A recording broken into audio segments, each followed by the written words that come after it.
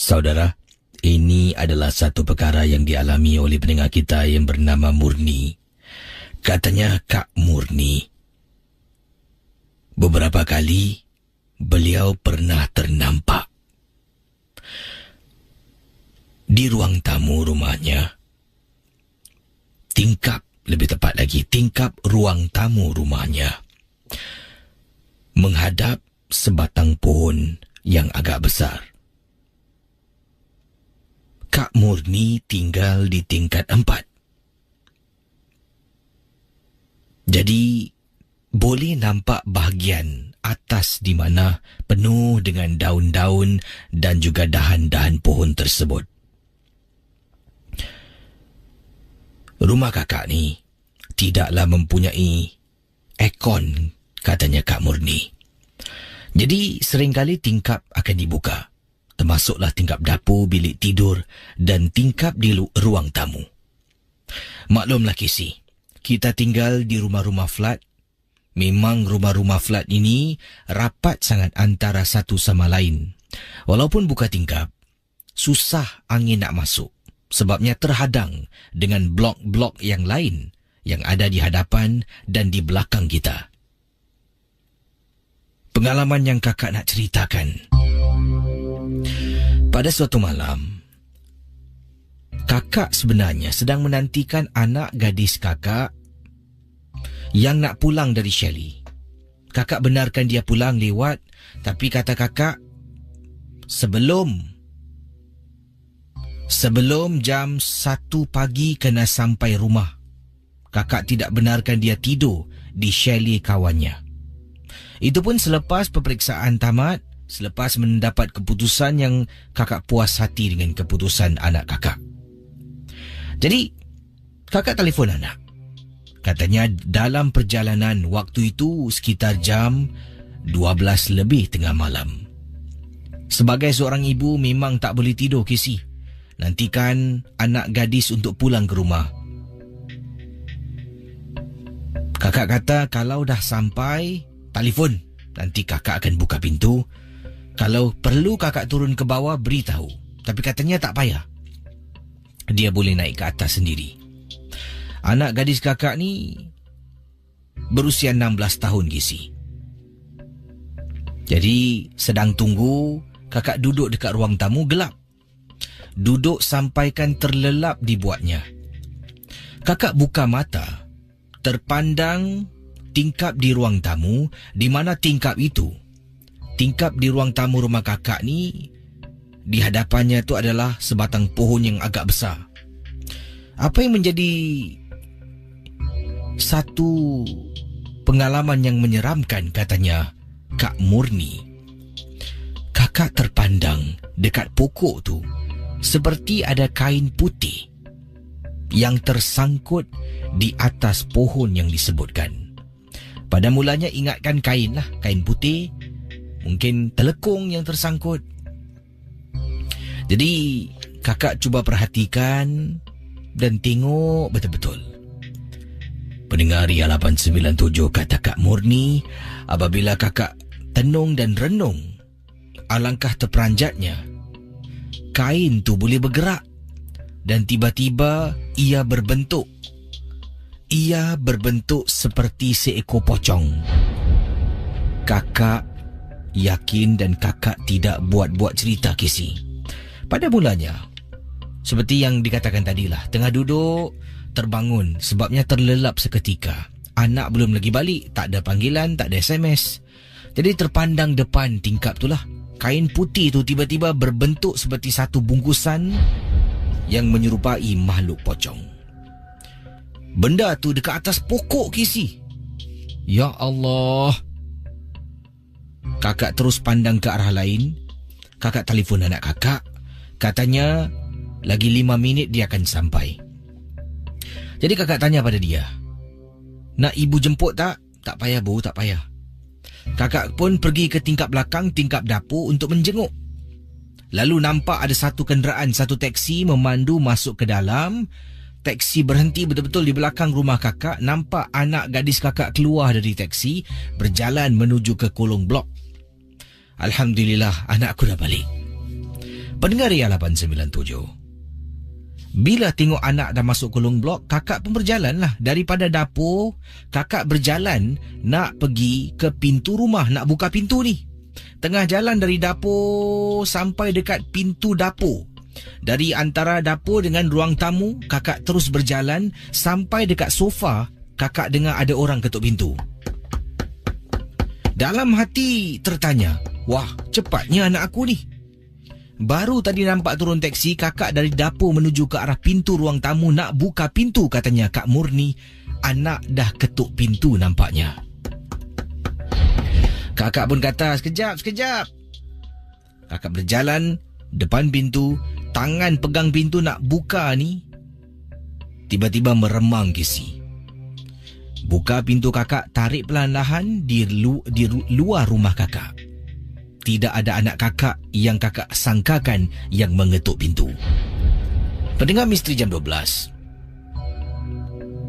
Kakak memanggil nama anak kakak beberapa kali. Mungkin kakak ingatkan dia nak main-mainkan kakak.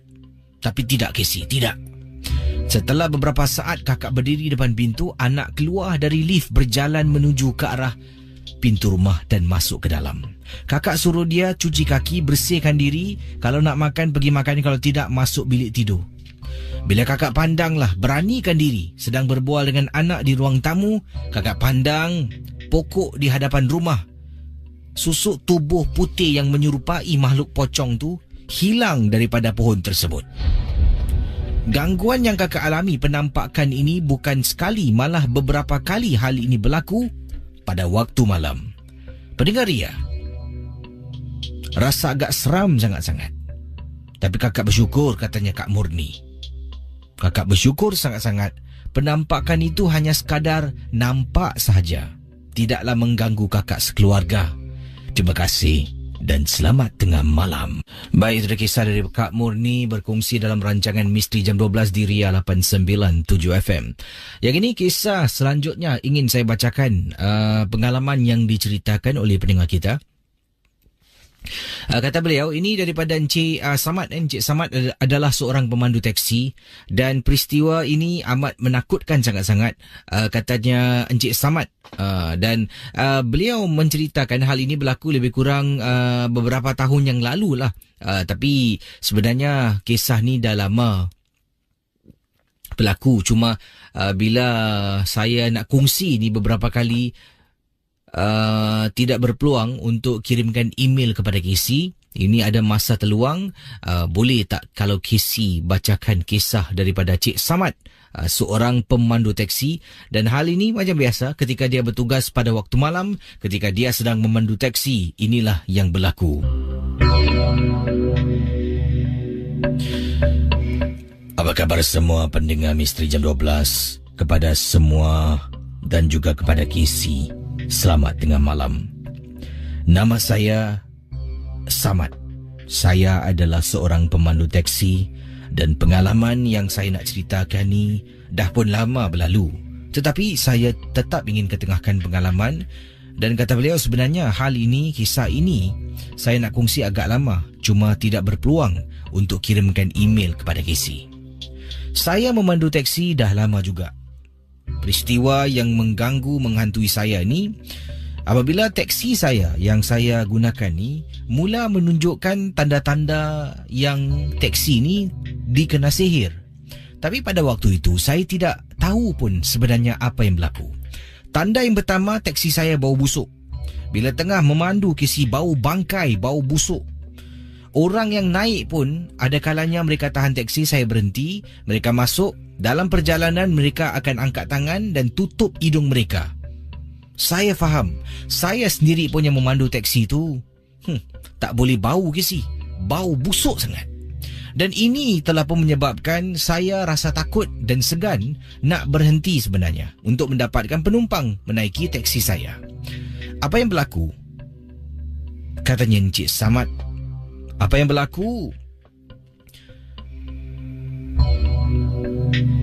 Saya cuba letakkan pewangi dalam teksi. Pada mulanya lah letakkan pewangi, tapi tetap sama juga. Tetap bau busuk tu ada dan tidak hilang. Kemudian saya cuba bersihkan dalam teksi. Saya keluarkan kapet, saya lap tempat duduk dan saya lakukanlah kerja-kerja di mana untuk kembalikan teksi saya tidaklah begitu busuk tapi kembali seperti sedia kala, kata Encik Samad. Tetapi teksi saya tetap bau busuk, bau bangkai. Seperti itulah yang boleh saya berkongsi dengan Casey dan juga para pendengar Ria 897. Sampaikan pada suatu hari, Casey, entah macam mana, sejujurnya dalam teksi saya memang tak ada CD surah-surah, tak ada.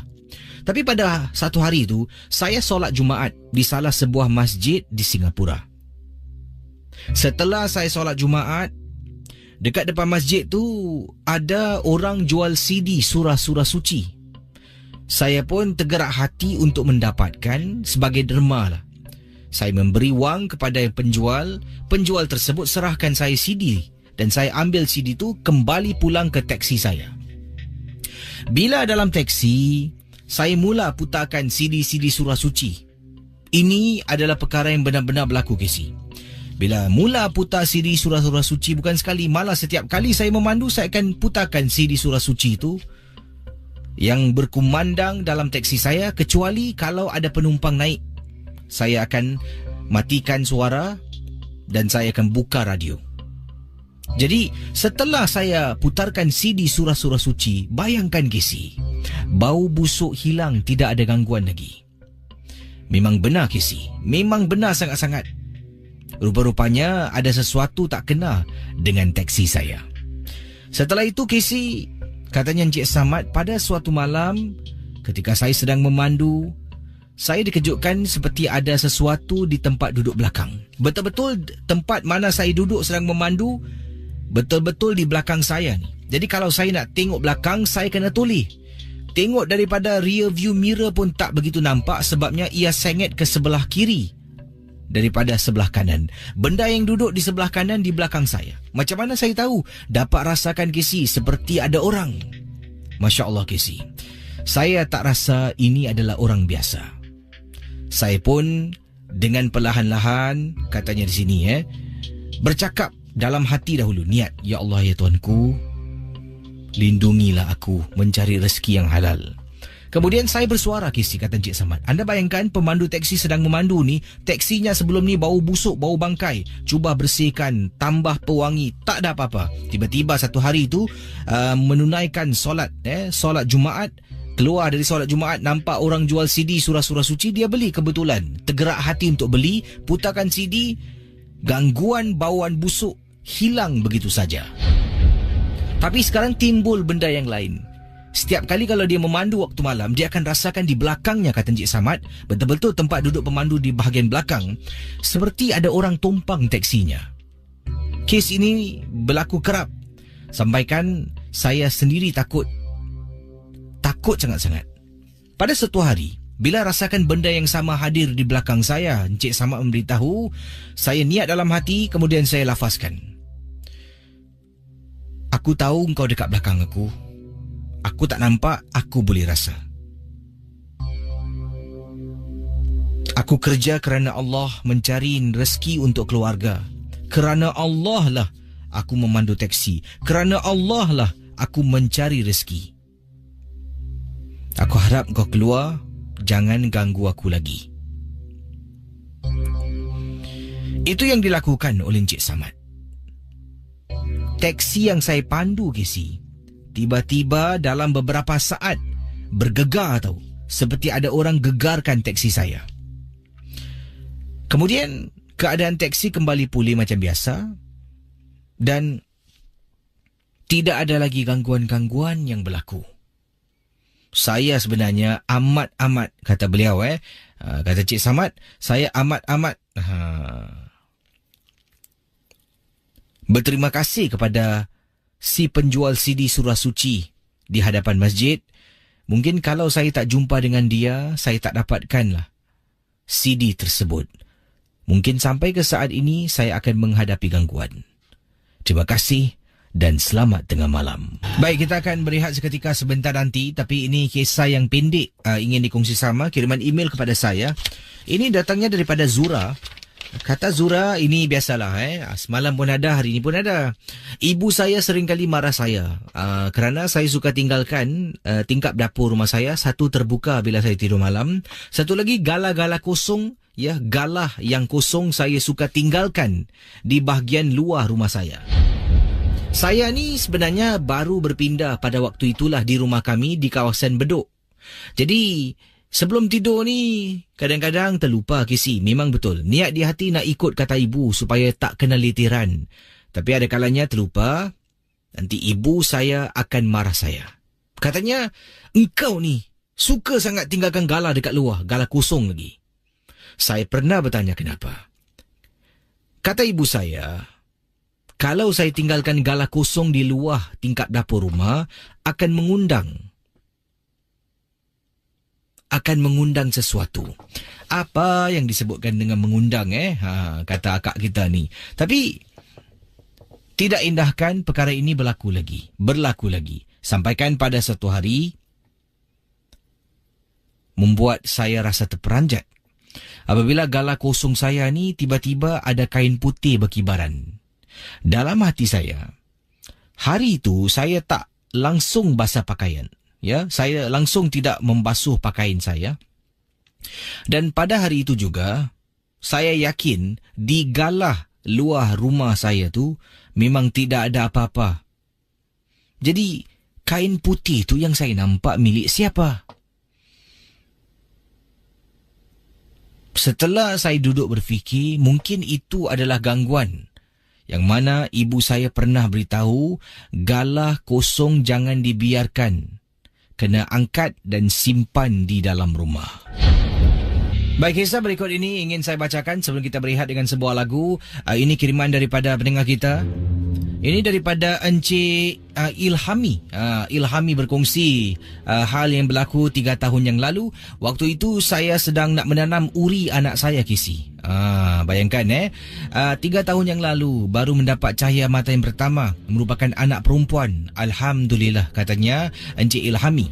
Dan seperti yang kita tahulah, uri ini lebih baik kita ambil dan kita tanam sendiri. Tanam di mana? Di mana-mana sajalah, tempat-tempat yang jauh daripada binatang-binatang supaya tidak dikorek dan dimakan uri itulah apabila ia busuk menjadi bangkai. Jadi, saya ni fikirkan tempat yang ada tanah dan mudah dikorek, jauh daripada orang. Pengalaman yang saya ceritakan ini, kata Encik Ilhami, satu peristiwa peribadi. Bila anak kedua dan ketiga saya tak buat lagi apa yang saya buat pada anak yang pertama. Setelah saya dapat uri itu, dari hospital, saya pulang ke rumah. Di hospital, isteri saya duduk di sana, ditemani oleh ibu mertua saya, iaitu ibu isteri saya. Sebabnya saya kata, esok pagi-pagi hari saya nak pergi tanam uri ini. Jadi saya bawa uri itu pulang ke rumah. Sampai rumah saya cuci uri itu bersih-bersih. Buang segala darah yang ada pada uri itu. Bilas beberapa kali. Kemudian saya dengarlah kata-kata petua orang supaya cuci dengan air garam untuk elakkan daripada ia menjadi bau busuk sangat-sangat. Saya pun cuci dengan asam dan juga perah beberapa limau. Casey dan juga pendengar Misteri Jam 12. Setelah itu, saya angkat uri itu, letak dalam satu plastik dan masukkan dalam satu lagi plastik. Saya ikat ketat-ketat dan saya simpan di dalam peti ais. Takutnya kalau dibiarkan di luar akan menjadi busuk dan menjadi bangkai. Malam tu saya di rumah seorang diri. Pagi itu saya dah merancang untuk pergi ke salah sebuah kawasan ni untuk menanam uri anak saya. Anda bayangkan pendengar ya, saya dah tidur. Saya dah naik ke atas katil nak masuk tidur. Tengah saya baring, ini dalam bilik ni, katanya Encik Ilhami dalam bilik tengah baring ni, rasa seronok sangat pertama kali menjadi ayah kepada anak perempuan. Tahu-tahu Casey, dekat dapur saya dengar boom, boom, boom. Seperti ada orang ketuk dengan begitu kuat sangat-sangat. Dan apa yang menakutkan saya yang saya tak berani apabila saya teringat kata-kata orang. Saya bawa balik uri anak saya pulang ke rumah. Letak dalam peti ais. Kemudian, saya teringat Uri ni boleh mengundang makhluk-makhluk jin untuk datang dan menjadikan ia sebagai satu santapan. Sebabnya berlumuran darah, saya cuci pun bukanlah 100% bersih. Asalkan darah tu tak kelihatan lagi dengan mata kasar, dah okey. Tengah baring lagi, bunyi lagi. Bum, bum, bum. Kuat kisi hentakan. Ya, apa kena pula ni?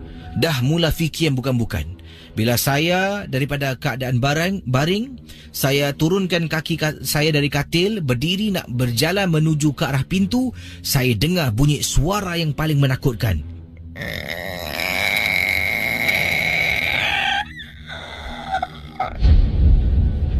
Pendengar Ria, saya tak tahulah, mungkin anda tahu ataupun tidak.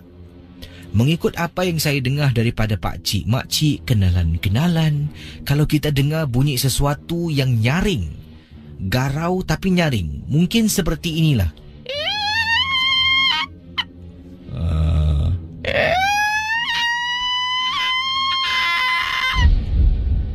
Kata orang, itu adalah bunyi kedatangan makhluk penanggal. Bayangkan, kata Ilhami, saya dengar benda yang sama pernah diceritakan oleh orang. Mula-mula dengar bunyi hentakan yang kuat. Bukan sekali, malah 2 kali bunyi. Saya berdiri menuju ke arah pintu bilik nak pergi ke dapur. Belum sampai dekat pintu bilik, dengar bunyi yang paling menakutkan. Tahu-tahu teringat. Ni kalau kau dengar bunyi nyaring dan garau, itu maknanya penanggal dah datang.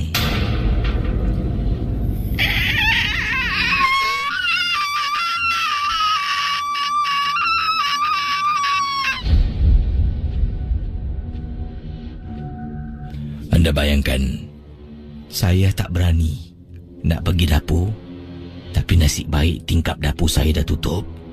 Saya duduk dekat katil, pintu saya pun saya dah tutup. Saya baca surah dan saya tak nak telefon sesiapa pun sebab saya tak nak orang tahu. Mungkin kalau yang tahu ni nanti akan jadi kepo dan saya tak nak beritahu isteri saya tak nak beritahu mak mertua saya. Pendengar Ria, satu malam benda tu datang dan saya dapat rasakan. Tapi saya bersyukur sangat-sangat dia tak dapat masuk ke dalam rumah.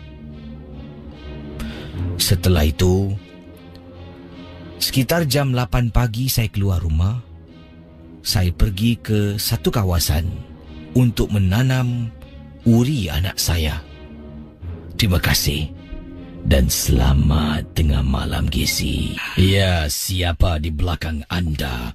Misteri jam 12, waktu sarang 1:10 pagi. Selamat pagi Singapura, selamat pagi Malaysia, selamat pagi Kepulauan Riau, anda yang berada di Tanjung Balai Karimun, mungkin juga berada di Brunei, Darussalam yang sedang memantau MG12, yang berada di jauh dari Singapura, semuanya saya nak ucapkan selamat pagi dan terima kasih kerana bersama kami Ria 897 FM.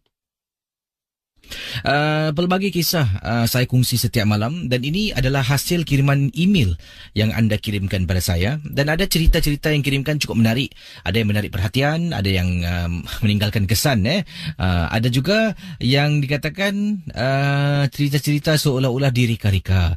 Yang penting sekali jangan mudah kita percaya dan terikut-ikut. Rancangan Misteri Jam 12 ini kita anggap sekadar hiburan sahaja dan anda boleh hubungi saya sekarang di 669 11897 669 11897 dalam rancangan Misteri Jam 12. Baik, kiriman yang ingin saya bacakan ini adalah kiriman SMS datang dari pendengar kita. Ini daripada Kak Radiah, berkongsi kisah, bukan kisah tapi pendapat beliau, pandangan beliau. Katanya kisah malam ni cukup menarik sangat-sangat. Suka dengan pengalaman yang dikongsi sama. Cakap tentang tadi cerita yang Kisi bacakan, gangguan penampakan di atas pokok depan rumah. Agak serupa pernah berlaku tapi bukan pokok. Ini berlaku di rumah bekas jiran kakak. Rumah tu sebenarnya dah kosong agak lama, Kisi. Jadi yang terkena gangguan ni adalah kakak dengan anak gadis kakak. Suami dengan anak lelaki langsung tak pernah kena gangguan. Boleh gitu. Perkara yang berlaku ni nanti pada waktu maghrib, sering kali waktu maghrib pintu rumah kakak akan diketuk. Jadi kakak ni adalah rumah yang paling hujung. Jadi untuk pendengar Ria 897, ini adalah kisah yang berlaku di salah sebuah rumah flat lah. Jadi beliau tak beritahu tingkat berapa rumahnya. Apa yang berlaku ni, rumah flat ada beberapa rumah-rumah yang lain di lantai yang sama. Kisah yang dikirimkan oleh akak kita ni, beliau adalah rumah yang paling hujung.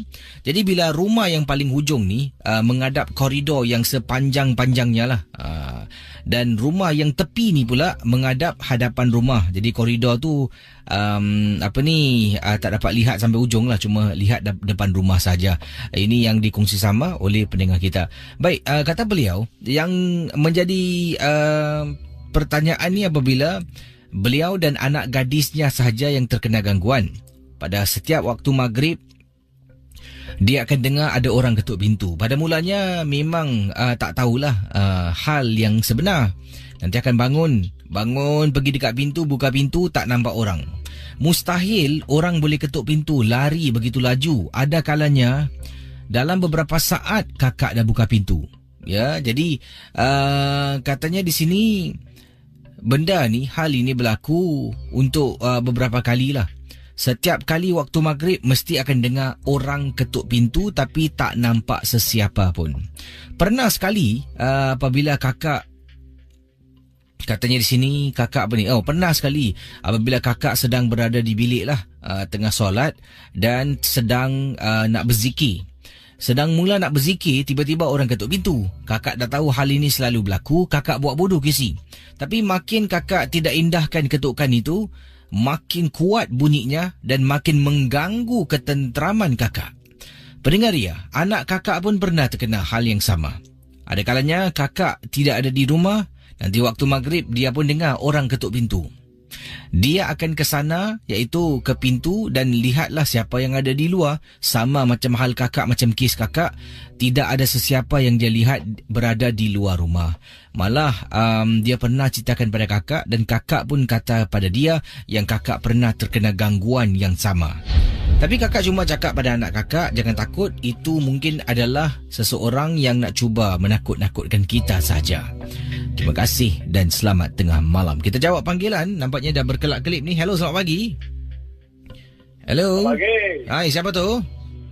Ni Fadli Rendu. Dan panggilan dari mana ni Fadli?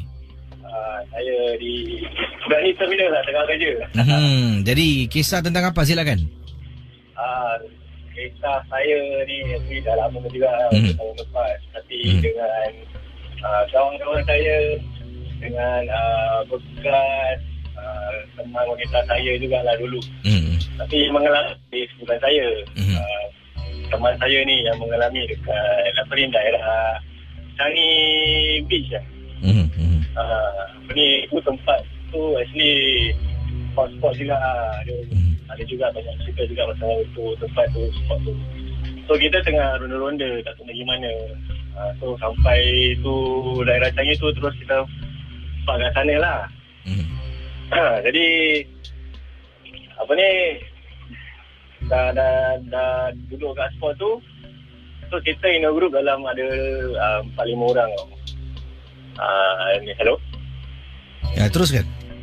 Kita ada 4-5 orang. So kita, lepas tu sunyi dan tak ada orang lah. So kita 5 orang je. Kita main macam game in a group.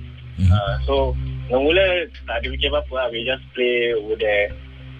Then one of the game ni, my friend yang teman saya ni, dia memang suka game ni. So kita main as normal. Then suddenly tiba-tiba dia macam cakap, tak apalah, I tak nak main lagi. I macam I want to stop playing. Dia cakap gitu. Then saya pun macam terkejut lah. Macam asal tiba-tiba tak nak main padahal ni dia punya favourite game apa. So macam tak nak kasi the rest like suspect apa-apa. Okay, yang kawan I ni dia actually boleh nampak tau, dia ada third eye. Sebab dia tak bilang siapa. Okay, so when I ask her, cakap, you nampak Dan dia kata, dia angguk kepala lah. Cakap, okay. So, tak nak alert the rest, right? So, we just play as normal lah. Yang lain semua macam main, I pun macam main.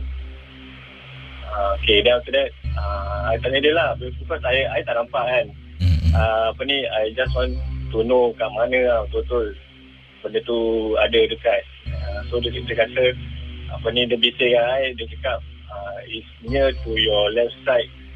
It's about dalam jarak 5 meter lah.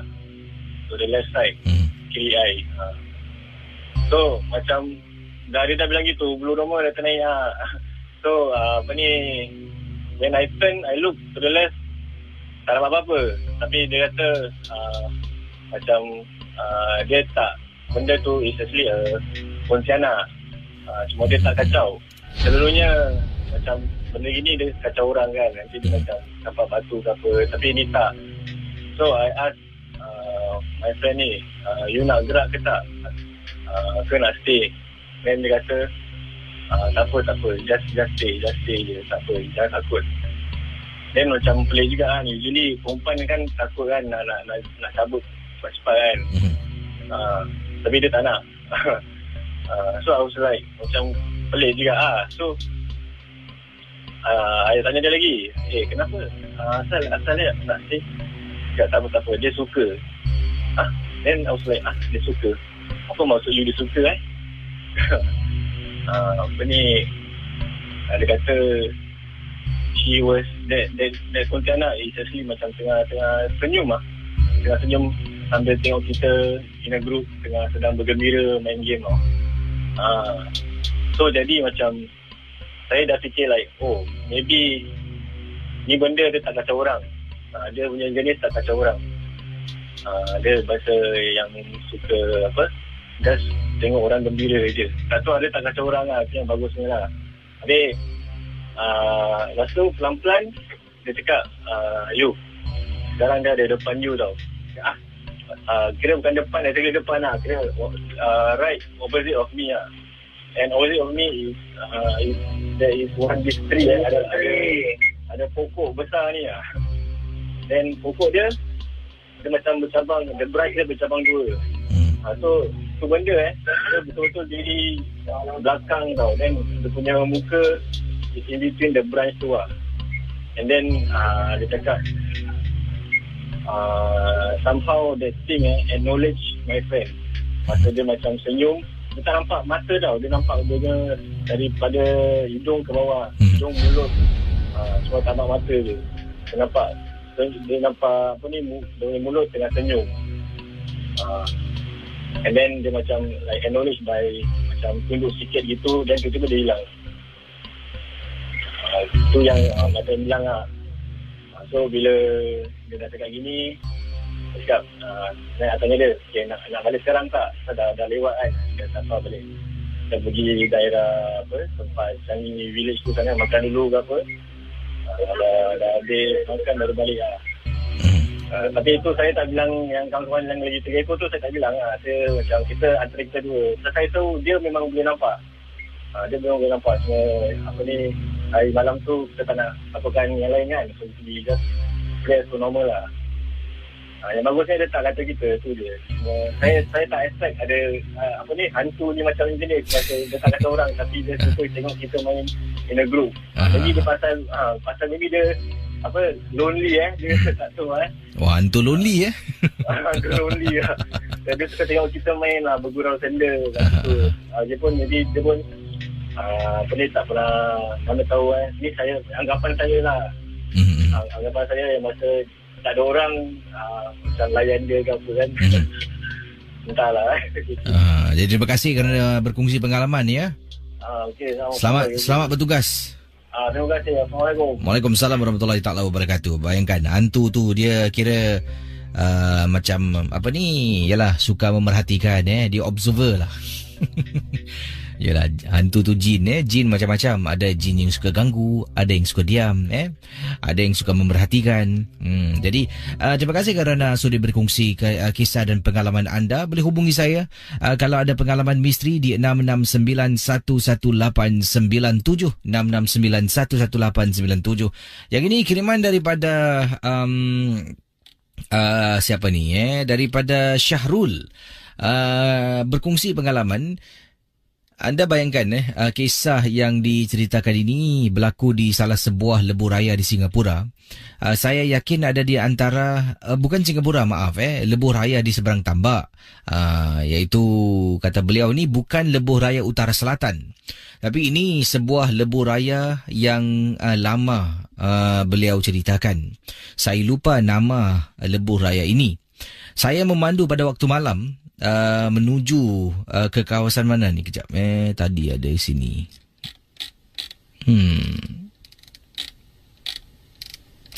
Okey. Ini kisah yang diceritakan. Saya memandu pada waktu malam menuju ke arah Rompin dan saya memandu menggunakan sebuah lebuh raya yang lama, bukan yang baru yang sering diceritakan oleh Casey dalam MJ12 Utara, lebuh raya utara selatan. Ini bukan yang itulah. Jadi saya ni sebenarnya terlambat untuk bersama dengan ahli keluarga saudara mara yang telah pun berada di salah sebuah resort dekat kawasan Rompin. Jadi pengalaman beliau memandu seorang diri. Isteri saya dengan anak-anak siang-siang dah pergi dah. Dia car sharing lah dengan adik saya yang memandu MPV. Jadi boleh muatkan semua orang. Saya ni saat-saat terakhir tak dapat untuk pulang sebabnya kena overtime. Ada seorang teman ada kecelakaan yang berlaku. Jadi saya terpaksa kerja overtime dan saya menyuruh isteri saya pergi dahulu. Saya akan bersama dengan mereka. Sebenarnya pergi ke resort di kawasan itu bukan sekali. Malah ini dah beberapa kali kita ke tempat yang sama. Keluarga kita memilih resort ini sebabnya tidak ramai orang. Resort ini sunyi dan waktu-waktu sebegitulah yang kita sukakan sebab kolam renang pun tak ramai orang. Dan nak lakukan aktiviti dekat kawasan itu pun memang cukup mudah sekali. Inilah pengalaman kisah yang nak diceritakan dalam rancangan Misteri Jam 12. Kisah yang diceritakan oleh Syahrul. Sedang memandu daripada checkpoint dan memasuki kawasan lebuh raya lah. Dan memandu, apa yang berlaku Casey, saya ni kalau memandu pada waktu malam agak perlahan sedikit sebabnya penglihatan saya ni kabur pada waktu malam. Itu satu penyakit yang saya ada waktu malam tu penglihatan kabur. Kalau tak cukup tidur lagi teruk mengantuk dibuatnya. Jadi apa yang berlaku?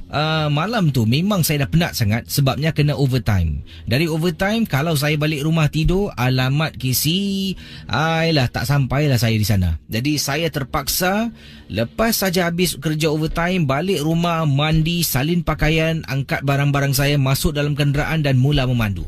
Mata saya mula rasa mengantuk, kelat sangat-sangat.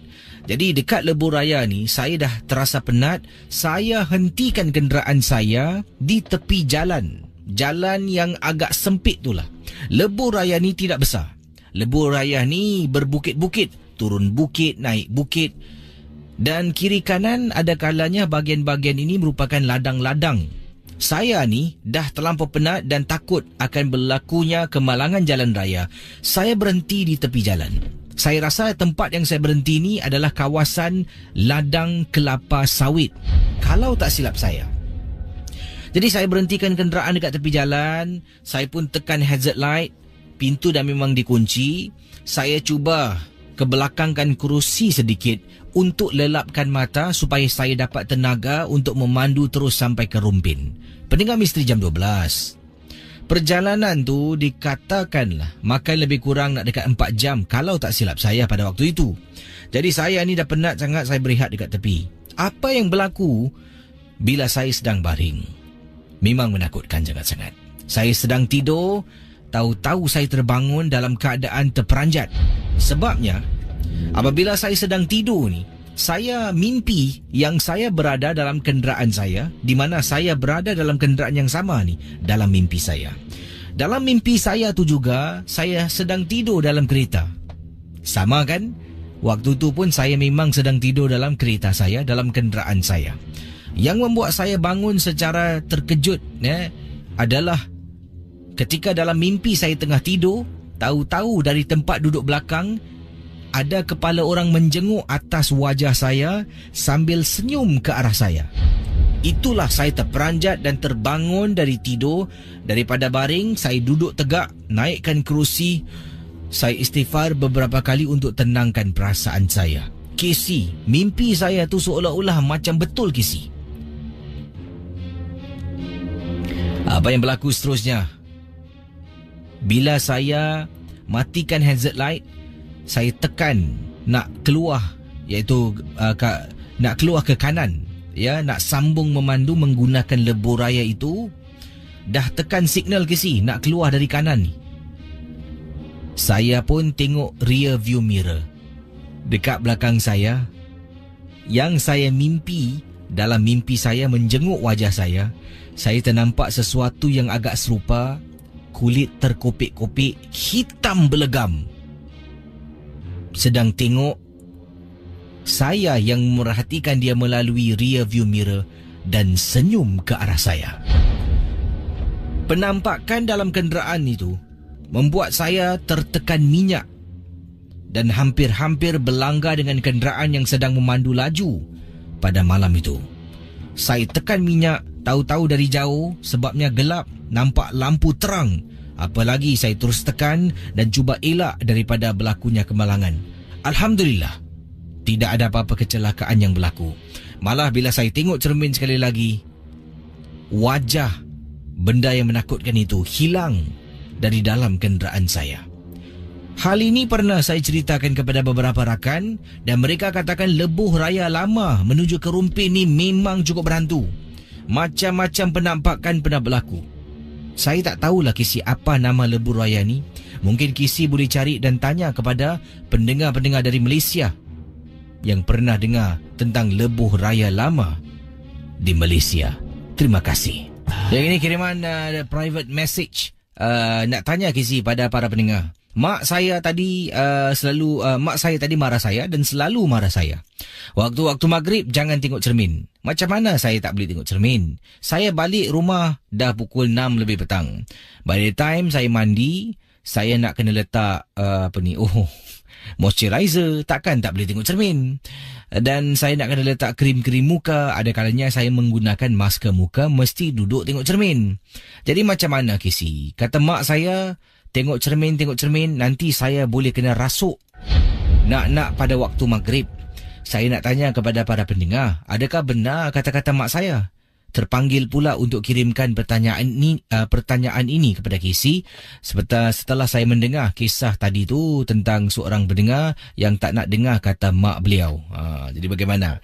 Adakah dikatakan di sini waktu maghrib tak boleh tengok cermin? Macam mana? Ada tak benda-benda yang sahih ke ataupun tak ada apa-apa Casey, boleh, yang penting niat di hati niat di hati tak nak berpisah. Baik, yang ini kiriman daripada Siti Alifa. Kata kisah malam ni seram-seram Casey. Nak tentang bunyi yang tadi Casey buat. Walaupun bunyi itu mungkin tak pernah dengar, bila buat tadi macam betul. Saya ni yang sedang mendengar di ruang tamu macam confident Casey, duduk sorang-sorang sebabnya tak nak ganggu suami yang sedang tidur. Saya pun kemudian matikan radio dekat ruang tamu. Saya masuk ke dalam bilik, sekarang sedang mendengar menggunakan earpiece. Suami saya pula berdengkur kuat. Tu baik-baik awak periksa tu suami awak yang berdengkur ke ataupun deng-deng. Yang ini daripada Encik Encik Salim. Encik Salim kata, wah, kisah malam ni cukup menarik. Saya juga ingin berkongsi satu peristiwa pengalaman yang diceritakan di sini. Saya pernah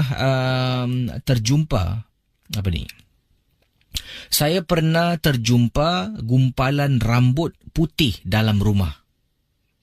Walhal dalam rumah tu saya dengan isteri tidaklah beruban. Anak-anak semua kecil dan mak saya tidak tinggal bersama dengan saya. Gumpalan rambut putih ni yang saya jumpa adalah dalam bilik tidur kami. Dari mana rambut tu datang tak pasti, tapi tebal sangat rambut putih tu yang bergulung-gulung Casey. Isteri lah yang menegur. Isteri kata, bang, Abang tengok tu rambut putih. Siapa punya abang Saya pun kata pada isteri jangan menegur. Saya angkat rambut tu. Sebelum angkat, membaca surah supaya tidak ada apa-apa yang dihajatkan akan menjatuhkan saya. Kemudian saya buang rambut tu di luar tingkap bilik. Terima kasih dan selamat tengah malam. Baik, kita bersama dengan pendengar kita. Silakan 66911897 dalam rancangan Misteri Jam 12. Ada yang kata kisah yang tadi itu seram, Casey. Ini kiriman daripada Kak Muna. Kata beliau, kisah yang tadi itu, kisah dimaksudkan. Saya rasa dia lupa letak nama. Tapi tengok berapa minit dia kirimkan ni. Kisah tadilah tentang Cik Syahrul kita yang memandu menggunakan sebuah lebuh raya yang beliau sendiri tak pasti apakah yang ada nama lebuh raya yang disebutkan. Boleh bayangkan bila dia tengah tidur tu ada makhluk dari tempat duduk belakang menjenguk. Tahu-tahu dia bangun, benda tu memang benar-benar dekat belakang. Apa nak buat dia? Okey, 66911897. Hello. Hello, selamat pagi. Hello. Pelik pula. Hello, selamat pagi. Hello. Baik, sebelum saya jawab panggilan, mungkin ada pendapat pandangan tentang pertanyaan teman kita lah tentang tengok cermin pada waktu maghrib. Sebabnya kata beliau tak boleh elakkan dia balik kerja 6 lebih petang, by the time lah bila dia mandi tu, habis mandi, selesai mandi dah pun masuk waktu maghrib. Jadi biasalah orang perempuan kalau balik dari tempat tugas tu nak duduk depan cermin, nak kena letak moisturizer lah ataupun kadang-kadang nak kena pakai masker muka, jadi mesti gunakan cermin. Jadi soalannya, adakah benar kata ibu beliau tak baik tengok cermin waktu maghrib? Nanti boleh kena rasuk. Bagaimana? Apa kata anda? Ada di sini daripada Kak Melati kata, Casey, alah kalau nak tengok lepaslah waktu maghrib. Takkanlah tak boleh tunggu setengah jam. Itu dia pertanyaan. Itu bagus. Saranan yang baik lah. Mungkin beliau ada sebab-sebab. Sebabnya mungkin bila dia tengah mandi tu dia pakai facial wash. Dalam masa beberapa minit tu mesti apply moisturizer ke masker muka, saya tak pastilah. Tapi itu saranan. Tapi pertanyaan beliau ni bukan pasal bila dia boleh apply. Tapi waktu maghrib tu adakah benar pertanyaannya kalau tengok cermin pada waktu maghrib boleh kena rasuk? Siapa nak jawab ni? Kita jawab panggilan dahulu. 66911897. Hello, selamat pagi. Selamat pagi, Kiti. Hai. Assalamualaikum. Waalaikumsalam. Siapa tu? Cik Muhammad. Cik Muhammad. Ni pertanyaan daripada pendengar kita. Waktu maghrib tengok cermin. Apa kata Cik Muhammad? Bagi pendapat saya, tak ada apa-apalah. Tak ada apa, dalam hadis pun tak ada, dalam Al-Quran pun tak ada. Apa salah nak tengok cermin. Betul Tentang orang tua tu manalah kita tahu. Jadi Cik Muhammad, saya, pada pandangan anda tak ada apa-apa lah. Okey lah. Apa. Ini tu semua orang tua-tua je. Ini orang tua-tua banyak pantang. Jadi Cik Muhammad, pengalaman tentang apa ni? Pengalaman saya waktu saya kecil lah. Tak kecil pun tak berapa sangat. Dalam umur dalam 11 tahun. Waktu Silakan. saya tinggal Geylang Serai lah dulu. Sekarang bloknya pun dah pecah kan. Waktu saya kecil. Jadi satu hari tu saya tengah tidur dengan ibu, dengan adik saya orang. Jadi kepala saya tu betul-betul terkeluar dekat bilik masa menghadap dekat hall luar. Jadi saya tidur dah malam, saya tak sadar lah dalam pukul berapa. Saya agak-agak dalam 1 lebih itulah. Kepala saya terkeluar, saya terbuka mata. Saya tengok ada satu benda tu, hitam. Besar orang dia. Tapi kerusi yang rumah saya tu, yang hall tu, menghadap dekat tingkap. Tapi dia bukan duduk dekat kerusi, dia duduk dekat letak tangan. Kita tahu yang dekat duduk kerusi kan, kita letak tangan kan. Armrest tu lah. Dekat tangan tu lah dia duduk. Benda, tak tahu lah benda apa, tapi hitam besar. Saya terbuka mata, saya tengok. Astagfirullah, saya tutup. Saya buka lagi mata, saya tengok. Benda tu lagi ada. Jadi, ibu saya pun belakang saya tidur. Dia bergerak. Bila ibu saya bergerak aja, benda ni hilang. Hilang, saya bangun. Saya bangun, saya pergi tempat tepi adik saya tidur. Saya bilang, jangan. Dia datang, jangan. Kali saya buka mata, dia depan mata saya. Dia diri depan kaki saya. Tapi dia tunjuk setengah badan. Setengah atas badan dia, atas kepala dia tak ada. Tapi dekat bawah tu, badan dia diri tu depan saya. Jadi saya cakap macam mana ni benda boleh ada. Saya buka lagi mata tengok ada lagi. Jadi saya pun pelan-pelan bit adik saya pun bergerak. Saya tengok dia hilang. Saya buka lampu. Ibu saya tanya, nak buat apa? Saya cakap tak ada, nak cek selimut mah. Saya pun ambil selimut, saya tutup sampai ke pagi. Sampai sekarang saya tak tahu apa benda. Dan saya pun tak ceritakan dengan arwah ibu saya. Tapi dalam rumah benda hitam. Itulah pengalaman saya. Terima kasih. Terima kasih Cik Muhammad. Sama-sama. Baik, kita akan teruskan dengan pemanggil kita sebentar, nanti kita berehat seketika. Anda boleh hubungi saya di 669-11897. Yang ini katanya orang lama-lama, orang dulu memang banyak petua Kisi. Antaranya saya tak faham sampai sekarang. Orang kalau meninggal kenapa nak kena tutup cermin dengan kain? Saya tak pernah pun bertanya pada sesiapa. Kali ini terfikir pula saya nak bertanya. Mungkin boleh tanya kepada yang lain. Ini pertanyaan lagi ni tentang orang meninggal dan tutup cermin. Bagaimana? Apa kata anda? Kita akan kembali sebentar nanti. 669-11897. Misteri jam 12 hanya sekadar hiburan. Dan ingat, apa jua yang kita dengar, anggaplah semua hanya satu hiburan saja. Ya, terima kasih pada anda. Kejap lagi jam 2 pagi anda akan nikmati lagu-lagu rock lama doh. Tadi saya dah pun muat naikkan satu poster di Facebook Ria. Apakah band-band rock kegemaran anda, boleh kongsi di sana. Di sini daripada Nuriza Nur Zealand, kata beliau, mungkin yang dimaksudkan oleh pendengar tadi, oleh Syahrul, jalan lebuh raya yang digunakan tu dinamakan Persekutuan 3 Federal Highway 3 yang menghubungkan Johor, Kota Tinggi, Mersing, Kuala Rumpin, Pekan, Kuantan hingga ke Rantau Panjang, Kelantan. Ni betul detail Orang New Zealand cakap pasal laluan lebuh raya ya. Dekat Malaysia. Wah, bagus Dari Amirul kata, berkenaan larangan orang tua minta tutup cermin semasa orang meninggal tu mungkin disebabkan tak nak korin orang yang meninggal tu kelihatan di cermin. Wallahu alam, kata beliau. Yang ini pula daripada Kak Nurkia Jones. Kesi, akak pernah bertanya dengan Mak. Mak kata tutup cermin sekadar penghormatan sebab ada yang datang menziarahi arwah ni. Sempat pula tengok cermin, betulkan rambut lah, nak betulkan gencu lah. Ini kan melawat kematian. Masih lagi nak vain to the max katanya Kak Nurkia. Yang ini daripada Muhammad Hishamuddin. Lebuh raya lama Rumpin tu ada lebuh raya Karak Oh ya ke? Yang ini kiriman daripada siapa lagi ni yang bertanya sini. Syamsul kata, Syamsul Afriono, brother, boleh parking dan tidur dekat area ladang kelapa sawit. Kalau saya kirim salam bang, kalau dah mengantuk lain bang. Saya pernah memandu, dah mengantuk pasal saya pernah tidur dekat kawasan perhentian bas di mana dekat Changi kalau tak silap saya. Waktu tu saya pergi memancing dan bila nak balik tu sebenarnya dah penat, terlampau mengantuk sangat seorang diri. Saya hentikan kenderaan dekat bus stop sekitar jam 3 pagi untuk berhenti kat sana dan untuk lelapkan mata. Sebabnya kalau terus berbahaya. Jadi itulah, kalau dah terlampau mengantuk tiada pilihan. Tapi kubur pun boleh berhenti. Okey, tadi anda dengar lagu dari nyanyian Zai Bakhtian dan The Machines, iaitu dari Yazri Kumpulan Merah, lagunya Jaga-Jaga, dan sebelum tu Falik dan juga Pelukis Kata, lagunya Nak Percaya Atau Tidak. Dan saya akan buka talian untuk mungkin anda hubungi saya, silakan 669-11897. Ini aku Salman lah. Salman mana pula? Fireman lah dulu kan kau. Pasal apa cerita ni? Tak ada, aku cerita saja je lah kau.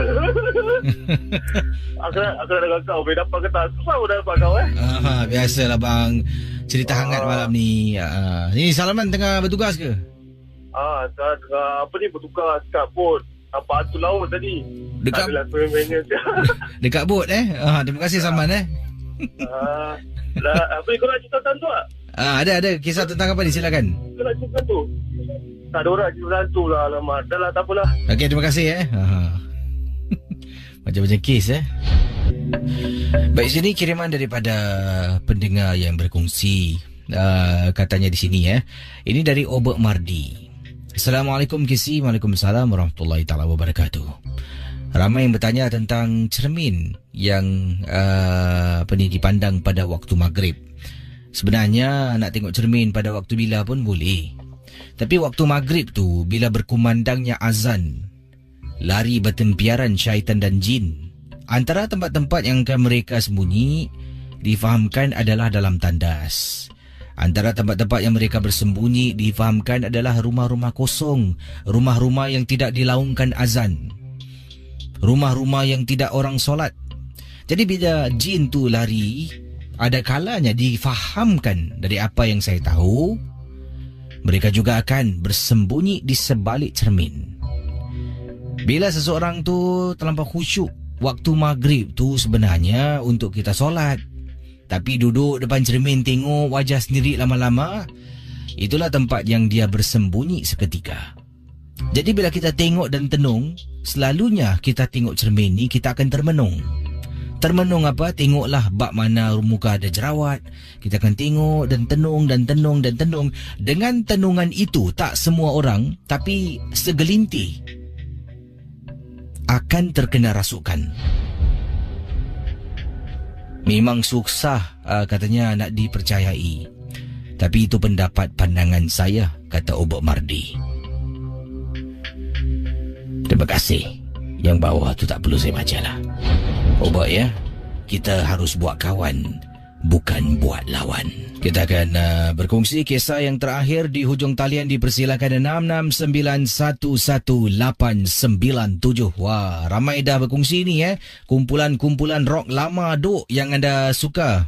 Boleh kongsi di Facebook Ria lah. Sebab jam 2 pagi nanti ada segmen rock lama duk. Hello, selamat pagi. Selamat pagi. Hello, Casey. Ini adik dari Beach Road saya. Dan pengalaman adik tentang apa ni? Pengalaman saya masa umur saya 11 tahun. Masa mak saya baru dapat rumah lah. Dekat McPherson. Masa tu masa mak saya dah dapat rumah. Tadi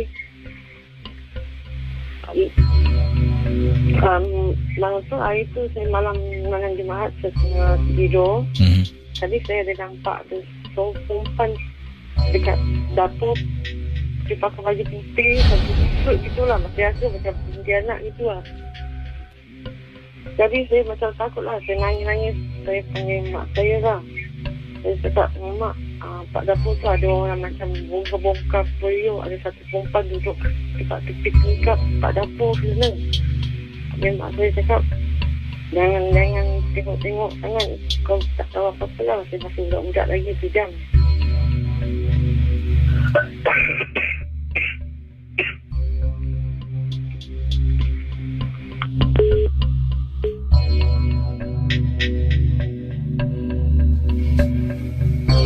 Nang boti nang kue.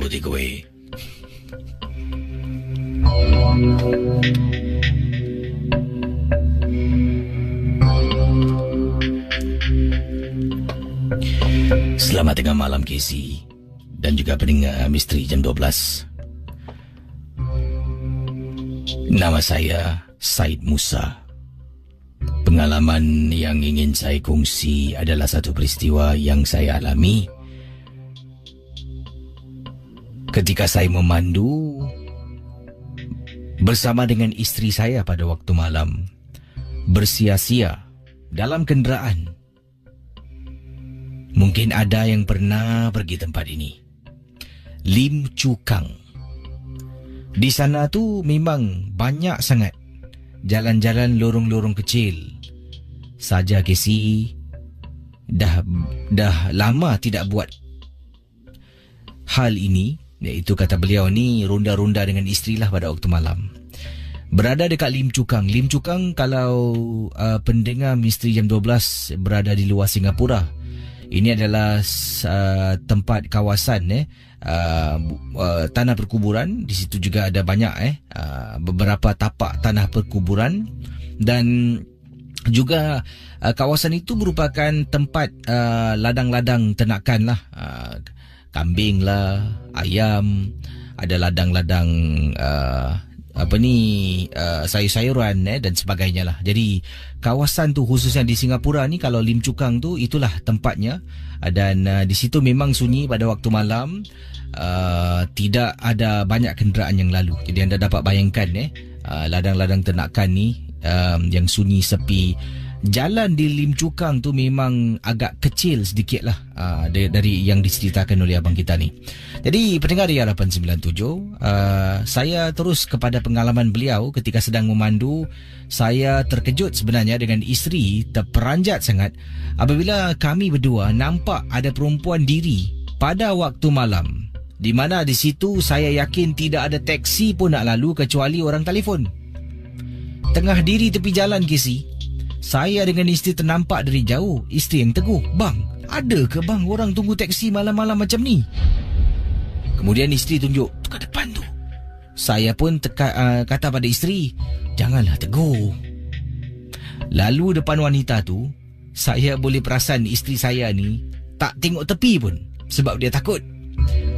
Saya pula tak berani jugalah nak pandang ke arah sesiapa yang sedang berdiri dekat tepi jalan yang kecil di kawasan Lim Chu Kang.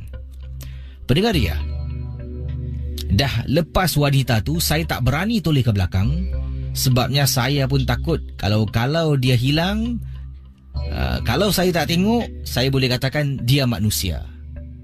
Kalau saya tengok dia hilang, nak cakap apa Casey? Mohon maaf kisah saya yang ringkas, tapi itulah pengalaman saya bersama dengan isteri pada waktu malam memandu di kawasan Lim Chu Kang. Baik saudara, terima kasih saya ucapkan pada anda yang setia bersama dengan saya Casey dalam rancangan Misteri Jam 12, dan saya jumpa anda hari Isnin kalau tidak ada apa-apa yang menghalang. Nampaknya hari ini pun dah masuk tanggal 23 Syakban 1435 Hijrah, dan untuk umat Islam akan sambut kedatangan bulan Ramadan tidak lama lagi ya. Jadi bagaimana dengan puasa-puasa yang belum lagi dibayar tu? Cepat-cepatlah bayar ya. Jadi yang penting sekali, bulan Ramadan, ada yang bertanya pada saya, ada tak MG12? Bagaimana? Apa kata anda? Begitu dengan tahun-tahun sebelumnya, tahun-tahun yang telah pun berlalu, ini semua atas saranan anda. Dia kata, Casey, teruskan MG12, kita teruskan. Kalau kata Casey, rehatkan. Jadi kita akan rehatkan Misteri Jam 12 sebenarnya dengan bulan